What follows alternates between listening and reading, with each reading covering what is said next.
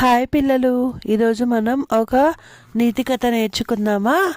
ఇక కథలోకి వెళదాం. ఒకరోజు శ్రీకృష్ణదేవరాయలు తన పెంపుడు కుక్కతో పాటు ఒక పెద్ద పడవలో ప్రయాణిస్తూ ఉన్నాడు. ఆ పడవలో కుక్కకు సౌకర్యవంతంగా లేదేమో, ఎక్కినప్పటి నుంచి మొరగడం ప్రారంభించింది. అలా మొరిగి అల్లరి చేస్తూనే ఉంది. ఎంతసేపటికి ఆపకపోయేసరికి అక్కడున్న వారికంతా విసుగు పుట్టింది. రాయలవారు కూడా ఆ కుక్కని చూసి విసుక్కున్నారు. ఆ కుక్కని అదుపులో పెట్టడం ఎవ్వరి తరం కాలేదు.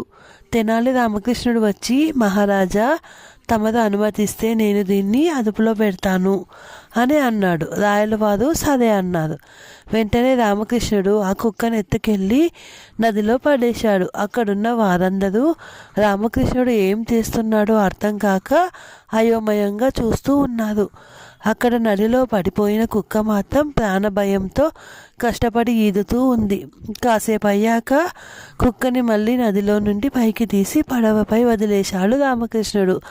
అంతే, ఆ కుక్క ఒక మూలకు పోయి మొరగకుండా అల్లరి చేయకుండా ముడుచుకొని పడుకుంది. అక్కడున్న వారే కాకుండా ఆశ్చర్యపోయడం రాయలవారి వంతు అయ్యింది. రాయలవారు ఆశ్చర్యంతో, ఏం మాయ చేశావు రామకృష్ణ అని అడిగారు.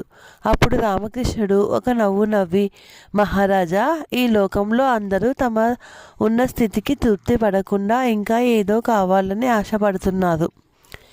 నీటిలో పడేశాక అంతకుముందు తను ఎంత సురక్షితమైన ప్రదేశంలో ఉందో అర్థమై కుక్కకి జ్ఞానోదయం అయ్యింది.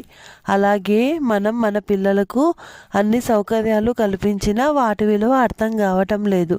కావున కష్టం యొక్క విలువను, సమాజంలో ఈ మాత్రం సౌకర్యాలు లేకుండా జీవించే వారిని గురించి తెలియజేయాలి అంటూ రామకృష్ణుడు రాయలవారికి వివరించాడు.